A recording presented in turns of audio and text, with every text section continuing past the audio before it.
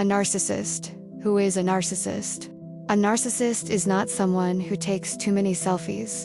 A narcissist is not someone who is confident or ambitious or proud of their achievements. A narcissist is someone who lacks empathy. Someone who needs constant admiration. Someone who will take advantage of other people to achieve their own goals without a second thought, and then react with rage when you finally point it out. And if you have been in a relationship with one romantic partner, parent, boss, friend, you already know this. You do not need a definition. You need a way out. Because here is what they do not tell you. Being with a narcissist changes your brain, not metaphorically, literally. The chronic stress of walking on eggshells. The gaslighting that makes you question your own memory. The cycle of idealization and devaluation. It shrinks your hippocampus, the part of your brain responsible for memory and learning. It enlarges your amygdala, the part that controls fear and anxiety. It keeps your nervous system trapped in a permanent state of hypervigilance. You are not weak. You are not crazy. You have been psychologically and physiologically conditioned by a pattern of abuse that experts call trauma, bonding, and emotional attachment that forms from repeated cycles of abuse followed by positive reinforcement. Today, we are going to break that cycle, not with vague advice to just leave, not with judgment or shame, but with science-based facts, expert-backed strategies, and a step-by-step protocol to dismantle the narcissist's hold on your mind, so you can finally reclaim yourself. And at the end, I am going to hold space for you. Because none of this was your fault.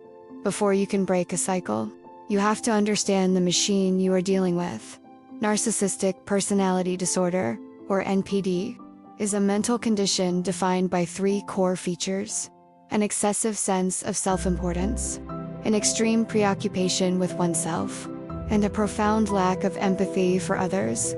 But here is what the diagnosis does not capture: the way a narcissist operates, according to Dr. Ramani, a leading expert on narcissistic relationships and author of It's Not You: Identifying and Healing from Narcissistic People. Narcissists do not relate to others, they use others. They see people as sources of something called narcissistic supply, admiration, attention, validation, resources, and when you stop providing that supply, when you question them, when you try to set a boundary, they do not reflect. They do not apologize. They react with rage, with punishment, with manipulation tactics designed to pull you back in and re-establish control. Hell hath no fury or contempt as a narcissist you dare to disagree with. Dr. Mark Goulston, the Narcissist Toolkit includes tactics like love bombing, showering you with excessive attention, gifts, and affection early in the relationship to fast-track emotional bonding, gaslighting, denying events, twisting facts, and insisting your recollection is wrong until you doubt your own sanity. Triangulation, introducing a third person to create jealousy, insecurity, and competition. The idealization, devaluation, discard cycle, putting you on a pedestal, then tearing you down, then abandoning you, then pulling you back in HOOVERING, named after the vacuum brand. This is when they suck you back into the relationship after you have tried to leave, with promises of change that never materialize. Smear campaigns, spreading lies and rumors to destroy your reputation and to isolate you from your support network. Here is what you need to understand. These are not random behaviors. They are predictable, patterned, and strategic. The narcissist is not out of control. They are executing a system that has worked for them their entire lives. And if you do not recognize the system, you will stay trapped inside it. Now let us talk about what this does to you. Because the psychological community has a term for what happens when someone is subjected to repeated narcissistic abuse. It is called trauma bonding. Trauma bonding is an emotional attachment that develops from repeated cycles of abuse and positive reinforcement. It is what makes it so difficult to leave a toxic relationship, even when you know intellectually that you need to. Here is how it works. In the beginning, there is love bombing. You are special. You are perfect. No one has ever understood them like you do. This creates an intense emotional bond, a hook. Then, slowly, the devaluation begins. Criticism, withholding, silent treatment, gaslighting. You are confused. You thought you were special. What did you do wrong? You try harder. You walk on eggshells. You shrink yourself to avoid triggering their rage. Then, just when you are about to break, they pull you back in. A moment of kindness, an apology, a promise to change. The relief is overwhelming. You cling to it. You tell yourself the bad times were your fault. You double down on trying to earn their love, and the cycle repeats. This is not weakness. This is neuroscience. The trauma bond is strengthened with each abuse cycle, making it increasingly difficult for the victim to leave. Talkspace clinical team. According to research, the chronic stress of this cycle has measurable physical effects on your brain. The hippocampus responsible for memory and learning begins to shrink. This is why survivors of narcissistic abuse often report brain fog, memory gaps, and difficulty concentrating.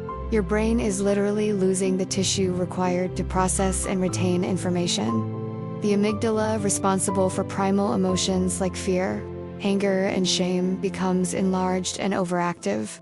You are constantly on edge. Your fight-or-flight response triggers at the slightest provocation. You feel anxious even when nothing is wrong because your nervous system has been trained to expect danger around every corner. Cortisol, the stress hormone, floods your system chronically. High cortisol levels are linked to high blood pressure, heart disease, depression, and anxiety disorders, and over time, this chronic hypervigilance can develop into post-traumatic stress disorder, PTSD, or complex PTSD. Unlike single-event PTSD, CPTSD results from prolonged, repeated trauma, exactly the kind inflicted by a narcissistic relationship. The symptoms of CPTSD include intrusive memories, flashbacks, and nightmares. Avoidance of people, places, or situations that remind you of the trauma. Deep-seated feelings of worthlessness, shame, and guilt. Chronic difficulties regulating emotions. Significant challenges forming and maintaining healthy relationships. Distorted sense of self. You no longer know who you are. If you recognize yourself in any of this, please hear me. You are not broken. You have been injured, and injuries can heal. But first, you have to stop the source of the injury. Asterisk, here is the part that outsiders never understand. Why don't you just leave? If you have heard this question, you know how much it hurts. Because leaving is not simple. Leaving a narcissist is not like ending a healthy relationship. It is like escaping a cult. Here's why. 1. The trauma bond is chemically addictive. The cycle of idealization and devaluation creates intermittent reinforcement, the same psychological principle that makes slot machines addictive. You never know when the jackpot, their love, will hit. So you keep pulling the lever. You keep trying. You keep hoping. 2. You have been systematically isolated. Narcissists often cut you off from friends and family. They may start arguments before social events, so you stop going. They may criticize your loved ones until you pull away. They may create smear campaigns that turn your support network against you. By the time you realize you need help, you feel completely alone. 3. Your sense of reality has been dismantled. Gaslighting is not just lying.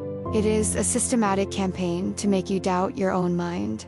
After months or years of being told that your memory is wrong, that you are too sensitive, that you are the abusive one, you stop trusting yourself. You do not know what is real anymore. And if you cannot trust your own judgment, how can you make a decision as big as leaving? 4. You are afraid. Afraid of their rage. Afraid of what they will do when you try to leave. Afraid of being alone after years of afraid that they are right, that no one else will ever want you. Afraid of the unknown. The only way to avoid being a people pleaser is to be willing to disappoint people. None of this makes you weak. It makes you human. The narcissist did not break you overnight, and you will not escape overnight. But you can escape. And the first step is understanding the trap so you can stop blaming yourself for being caught in it. Now we get to the practical part. How do you actually break the cycle?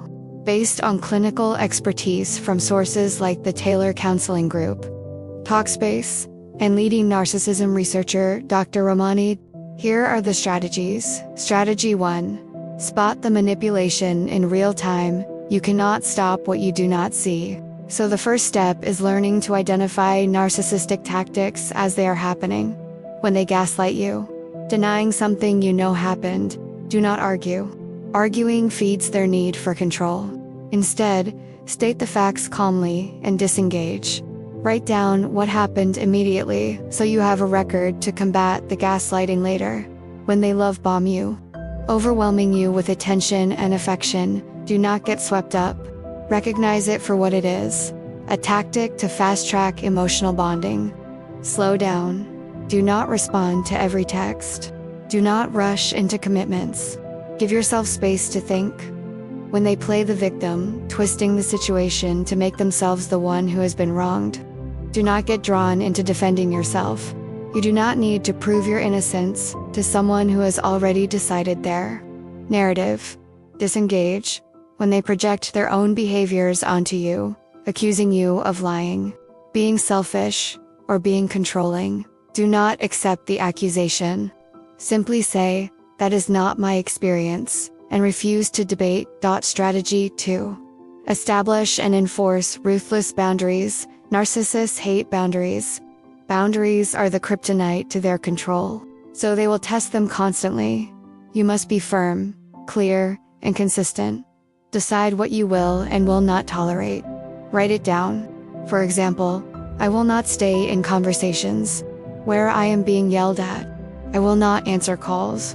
After 9 p.m., I will not loan money. I will not defend myself against false accusations. Then, enforce the boundary without explanation. You do not need to justify your boundaries. No is a complete sentence. When they violate the boundary, and they will, do not get emotional. Simply restate the boundary and disengage.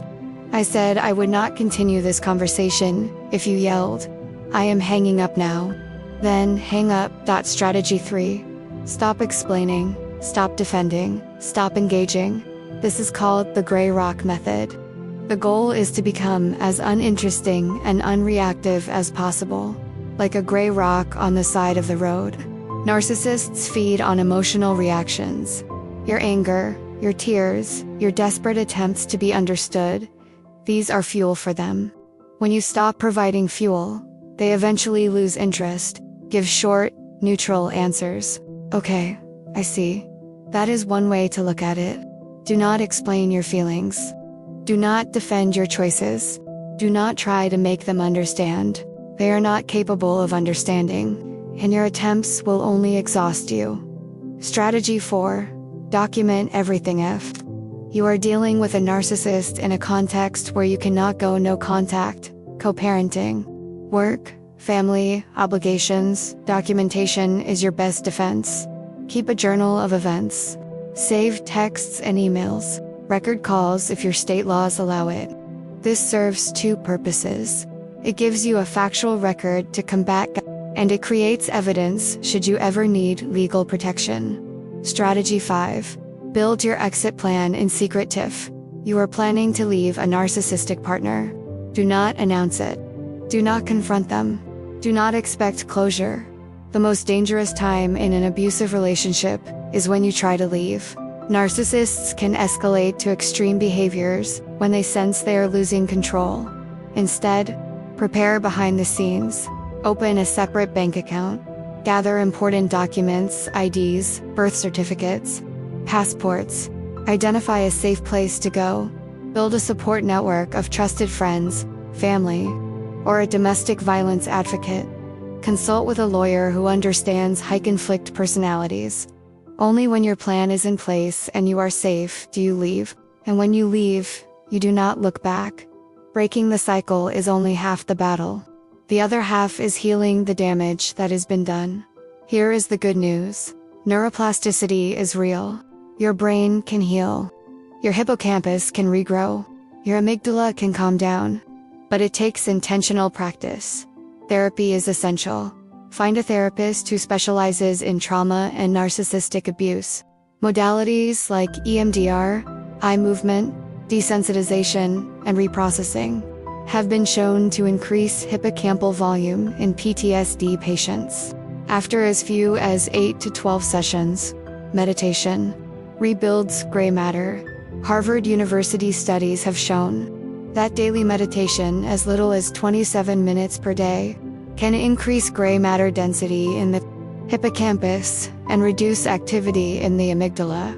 Radical acceptance is the gateway. Dr. Durvasula emphasizes that healing begins with radical acceptance. Accepting that the narcissist will never change, that you will never get closure, that they will never admit fault or apologize genuinely. This is not defeat. This is freedom. Because once you stop waiting for them to be different, you stop hoping. And once you stop hoping, you stop trying. And once you stop trying, you can finally leave. Asterisk before we end. Let me say something that might be controversial. You do not have to forgive them. You hear a lot about forgiveness in healing spaces. That forgiveness is for you, not for them. That holding on to anger only hurts you. And there is some truth to that. But here's another truth. You do not owe your abuser a single thing. Not forgiveness. Not understanding. Not another chance. What you owe yourself is the truth. The truth is, they hurt you. The truth is, it was not your fault. The truth is, you did not deserve it. The truth is, you tried. You tried so hard. And it was never going to be enough because the problem was never you. Quote on screen. The first step is to stop trying to change the narcissistic person. Stop blaming yourself. And start giving yourself permission to foster your autonomy and sense of self outside of this relationship. Dr. Hamani Durvasula. It's not you. Some people find peace in forgiveness. If that is you, forgive when you are ready, not when you are pressured. But many survivors find peace in something else. Indifference. Not hate. Not rage. Not longing. Just nothing. They do not matter anymore. Their opinion of you does not matter. Their new relationship does not matter. Their smear campaign does not matter. Indifference is the opposite of love, not hate. Hate is still a bond. Indifference is freedom. Here is your assignment. Be gentle with yourself. Do what you can. Week 1. The documentation practice by a notebook. Every day, write down one thing that happened that felt wrong. Not the story you told yourself about it. Just the facts. They said X, they did Y. This is your anchor when gaslighting tries to rewrite history. Week 2. The boundary inventory. Write down 3 boundaries you need. Start small. I will not answer calls after 9 p.m. I will not stay in conversations where I am being yelled at. Practice stating them out loud. Then practice enforcing them. Week 3. The support map. Write down 3 people you trust. If you cannot think of 3, write down 1. If you cannot think of 1, write down the name of a therapist or a hotline. This is your lifeline. Keep it somewhere safe. Week 4. The exit auditive. You are planning to leave. Write down everything you need. Documents, money, a place to go, legal advice. Circle what you have. Underline what you need. Make a plan to get one thing each week. Week 5. The self-reclamation. Lists down 5 things you used to love before the relationship. Music, hobbies, foods, places, friends. Pick 1 and do it this week. Just for 10 minutes. Reclaim a tiny piece of yourself. Week 6. The compassion letter. Write a letter to yourself from the perspective of someone who loves you unconditionally. What would they say to you? What would they want you to know? Read it out loud. Then read it again. Week 7. The commitment. Write down 1 sentence. I am committed to my healing. I deserve peace. I will not go back. Put it somewhere you will see it every day. I want to end by speaking directly to you. If you have been in a relationship with a narcissist, Whether for 6 months or 6 decades, you have likely been told, in 1,000 small and large ways, that you are the problem, that you are too sensitive, that you are crazy, that you are selfish, that you are lucky to have them, that no one else would want you. None of that is true. You are not too sensitive. You have been systematically, emotionally battered, and your nervous system is responding exactly as any healthy nervous system would respond to prolonged threat. You are not crazy. You have been gaslit, psychologically manipulated into doubting your own perceptions. That is not a flaw in you. It is a tactic they used against you. You are not selfish. You have been drained of your energy, your time, your resources, and your sense of self, and you are exhausted. You are not lucky to have them. You are surviving them. And there are people who will want you. Real people. People who will see you, hear you, and hold space for your pain without using it against you. They exist, and you deserve them. I am going to say this slowly so it lands. None of this was your fault. You did not ask to be manipulated. You did not cause their behavior. You did not fail by staying too long. You did not deserve the abuse because you were not perfect. You were a human being who wanted to be loved, and someone exploited that. That is on them, not on you. If you are still in the relationship, I am not here to shame you for staying. Leaving is terrifying. It is dangerous. It takes time, but I am here to tell you that you deserve to leave. And when you are ready, there are people who will help you. If you have already left, I am proud of you. The days ahead will be hard. Your brain will try to pull you back into the trauma bond. You will miss them. You will doubt yourself. You will wonder if you made a mistake. You did not hold on. Do the therapy. Do the meditation. Find your people. Rebuild yourself one tiny brick at a time.